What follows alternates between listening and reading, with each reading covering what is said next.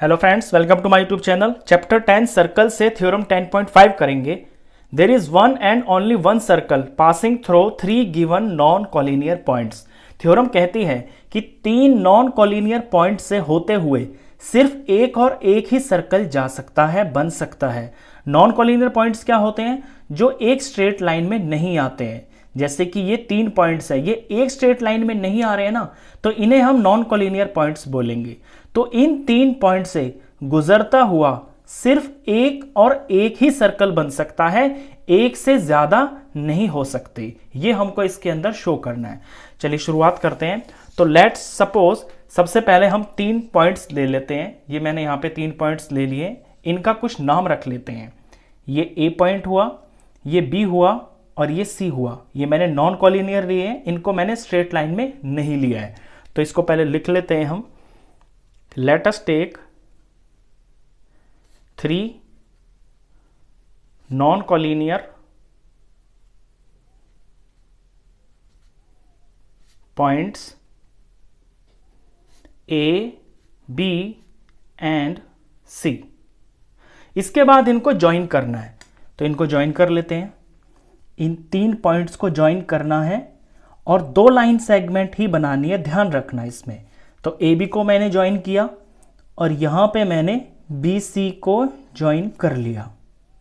तो लिखते हैं join A B and B C. इसके बाद ये जो 2 लाइन सेगमेंट्स हैं, इनका बनाना है मुझे परपेंडिकुलर बाइसेक्टर। तो परपेंडिकुलर बाइसेक्टर बनाने के लिए जिस लाइन सेगमेंट का परपेंडिकुलर बाइसेक्टर बनाया जाता है, उस लाइन सेगमेंट की लेंथ का आधे से ज्यादा हम कंपास पे लेते हैं और दोनों एंड पॉइंट्स पे रख के बारी बारी से ऐसे आर्क लगाते हैं। ये मैंने ए पे रख के किया, ये मैंने आधे से ज्यादा खोला है, ध्यान रखना इस बात का आप भी। यहां पे बी पे रख के ऐसे ये आर्क लगाई, 2 इधर से 2 इधर से। तो यहां पे मुझे 2 पॉइंट्स मिलेंगे। ये जो आर्क्स इंटरसेक्ट होंगी, ये 2 पॉइंट्स मिलेंगे और एग्जैक्टली इन पॉइंट से होते हुए मुझे एक लाइन बनानी होगी। एक्यूरेसी का इसमें आप ध्यान रखना, बहुत सफाई से करना होगा, एक्यूरेट होनी चाहिए चीजें। तो ये मैंने ये ए बी का परपेंडिकुलर बाइसेक्टर बन गया है। थोड़ा सा यहां पे ये पॉइंट से इधर जा रहा है, तो मैं थोड़ा सा इधर ले लेता हूं इसे, वरना आगे चल के यही चीज जो है सवाल को थोड़ा खराब कर देगी। ये इस बार मैंने बिल्कुल ऊपर से लिया है।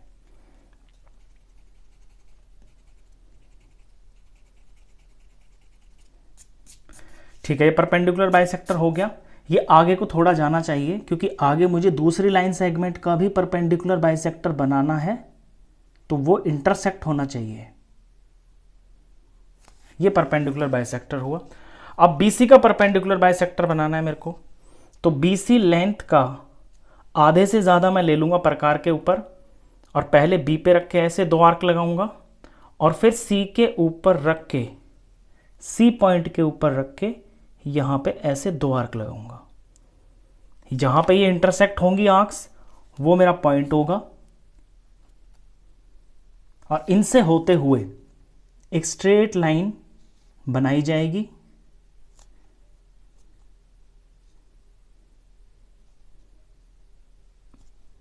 ये परपेंडिकुलर बाइसेक्टर बीसी का हुआ। अब ए बी का परपेंडिकुलर बाइसेक्टर और बीसी का परपेंडिकुलर बाइसेक्टर, ये दोनों के दोनों यहां पे इंटरसेक्ट हो रहे हैं। ये पॉइंट देख रहे हैं आप यहां पे, इस पॉइंट का नाम मैं ओ रख लेता हूं। तो जितना भी कंस्ट्रक्शन किया है पहले तो इसको लिख लेते हैं। तो ये कंस्ट्रक्शन है इसके अंदर कि draw perpendicular bisector of A B and B C. Draw perpendicular, ये परपेंडिकुलर का निशान होता है, perpendicular bisector of A B and B C and let they intersect at O. They intersect at O. मान लिया वो ओ पर इंटरसेक्ट हो रहे हैं। अब ये जो ओ पॉइंट आया है, इस ओ पॉइंट से आपको ए को, बी को और सी को जोड़ना है। तो इन्हें ज्वाइन कर देते हैं। अब ओ को तीनों से ज्वाइन करना है मेरे को। ये मैंने बी से ज्वाइन कर दिया, ये मैंने ए से ज्वाइन कर दिया और यहां फिर इस ओ पॉइंट को मैंने सी से ज्वाइन कर दिया। इसे भी लिख लेते हैं, ज्वाइन ओ से ए, ओ से बी एंड ओ से सी। अब देखिए ये ज्वाइन कर दिया मैंने, ये परपेंडिकुलर बाइसेक्टर पे एक पॉइंट है। अब यहां जो मैं आपको बताऊंगा उसका आप ध्यान रखना, इस चीज का क्या यूज होगा। मान लीजिए ये लाइन सेगमेंट है ए बी, अब इसके ऊपर मैंने परपेंडिकुलर बाइसेक्टर ये बनाया है और इस परपेंडिकुलर बाइसेक्टर के ऊपर यहां पे कोई पॉइंट ओ है, तो ये जो ओ पॉइंट है ना, ये बी से भी इतना ही डिस्टेंस होगा और ये ए से भी इतना ही डिस्टेंस होगा। ये प्रूफ करने के हमारे पास दो तरीके हैं। पहली बात तो ये कि इन दोनों ट्राइंगल्स को हम कॉन्ग्रुएंस प्रूफ करके ये सीपीसीटी से दिखा सकते हैं। दूसरा आसान तरीका ये भी है, ये मैं रीजन बता रहा हूं कि क्यों, आपको प्रूफ नहीं करके दिखाना, कि ये दोनों राइट ट्राइंगल बनेंगे क्योंकि यहां परपेंडिकुलर बाइसेक्टर है, तो ये 90 होगा और ये दोनों साइड्स बराबर होंगी, तो 90 का एंगल हो गया, बेस दोनों का बराबर हो गया और ये परपेंडिकुलर दोनों का बराबर हो गया, तो सेम साइज के ट्राइंगल्स हैं बिल्कुल, तो इनका हाइपोटेन्यूज भी सेम हो गया। ये रीजन बताया है मैंने। तो इसलिए ओ ए की लेंथ और ओ बी की लेंथ आपस में बराबर होगी क्योंकि ओ पॉइंट जो है इनके परपेंडिकुलर बाइसेक्टर के ऊपर लाई कर रहा है। तो यहां से प्रूफ शुरू होगा, ओ ए बराबर होगा ओ बी के। ये इक्वेशन नंबर 1 रख रहा हूं मैं। इसी तरह BC का परपेंडिकुलर बाइसेक्टर है ये, और ये भी यहां पे O कोई पॉइंट है इसके बाइसेक्टर के ऊपर, तो O से B की लेंथ और O से C की लेंथ, ये दोनों लेंथ जो है बराबर होगी, तो OB बराबर होगा OC के। ये मैं इक्वेशन नंबर 2 रख लेता हूं और रीजन मैं जरूर लिखूंगा, जो मैंने यहां बताया है आपको वही चीज, कि point on perpendicular bisector of a line segment is equidistant from the end points of the given line segment।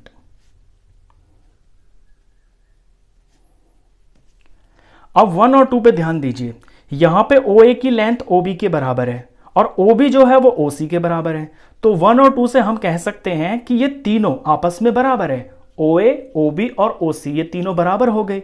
Now from 1 and 2 हम कह सकते हैं कि OA बराबर OB के हो गया, OA OB और OB OC के बराबर है, तो ये तीनों बराबर हो गए।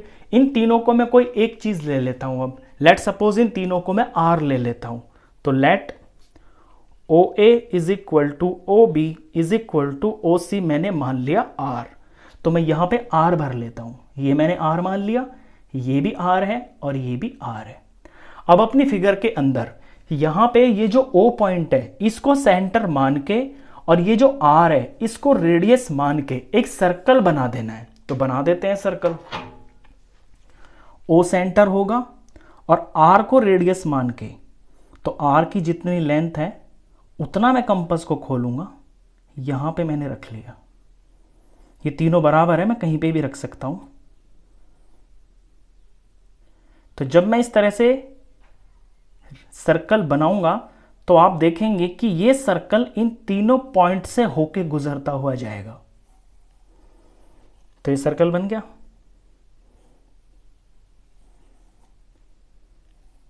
इस स्टेप को राइट डाउन कर लेते हैं। Now taking O as center and R as radius, draw a circle। अब जब ये सर्कल बन गया, तो सर्कल बन गया, आपको दिख भी रहा है कि ये सर्कल इन तीनों पॉइंट से होते हुए गुजर रहा है, तो यहां हमें ये रिजल्ट मिल रहा है कि एक सर्कल बन सकता है। तो यहां हम इंप्लाई कर सकते हैं इस चीज से कि it is possible to draw a circle, या वन बोल देता हूं मैं, ड्रॉ वन सर्कल। ये पॉसिबल है कि 3 पॉइंट से गुजरता हुआ एक सर्कल तो बन सकता है, लेकिन थ्योरम में सिर्फ ये नहीं कहा कि एक बन सकता है, थ्योरम में ये कहा है कि सिर्फ और सिर्फ एक ही बन सकता है। यानी हमें यह भी शो करके दिखाना होगा कि इस एक सर्कल से अलग कोई और सर्कल नहीं बन सकता। तो अब यहां पे ये तो हमने दिखा दिया कि एक बन सकता है, अब इसे हम कैसे शो करेंगे कि एक से ज्यादा नहीं बन सकता, तो उसके लिए हम ये एक्सप्लेनेशन देंगे। क्योंकि AB का और BC का ये जो परपेंडिकुलर बाइसेक्टर्स है ना, ये दो नॉन पैरेलल लाइंस हैं। अब नॉन पैरेलल लाइंस जब इंटरसेक्ट होती हैं तो वो एक ही पॉइंट के ऊपर होती हैं। कभी भी दो लाइंस दो पॉइंट के ऊपर थोड़ी इंटरसेक्ट हो सकती हैं, अगर वो नॉन पैरेलल है तो एक ही पॉइंट के ऊपर इंटरसेक्ट होंगी। और ये कहां पे हो रही है, ये O पे हो रही है। यानी कि O अगर सेंटर है तो इस सेंटर से सिर्फ एक ही सर्कल बन सकता है। तो इसे हम ऐसे लिखेंगे, since to non parallel lines intersect at one and only one point, क्योंकि दो नॉन पैरेलल लाइंस जो हैं वो एक ही पॉइंट पे इंटरसेक्ट होती हैं, तो इससे हमें ये इंप्लीकेशन मिल रहा है कि O is the only centre of the circle. O is the only centre of the circle. वो सर्कल जो इन 3 पॉइंट से गुजरता हुआ बनेगा ना, उसका सिर्फ एक और एक ही सेंटर होगा। जब सेंटर ही एक होगा तो सर्कल भी एक ही बन सकता है। तो यहां से हमें एक चीज और इंप्लाई हो रही है कि सर्कल OR, सर्कल का नाम इस तरह से लिखा जाता है, C लिख के ब्रैकेट के अंदर पहले सेंटर लिखते हैं फिर रेडियस लिखते हैं, कि circle OR is one and only one circle which passes through ABC। कि ये जो सर्कल है ना, जिसका सेंटर O है और रेडियस R है, ये इकलौता है जो ABC 3 पॉइंट से गुजरता हुआ जाएगा। इससे अलग कोई और सर्कल नहीं बन सकता। तो circle OR is one and only one circle which passes through points A, B and C। यही हमको इसके अंदर प्रूव करना था कि एक ही सर्कल पास हो सकता है। तो हैंस प्रूव्ड, थ्योरम प्रूव हो गई। तो इस वीडियो में बस इतना ही। नेक्स्ट क्वेश्चंस के लिए फिर नेक्स्ट वीडियो में मिलेंगे, तब तक के लिए गुड बाय।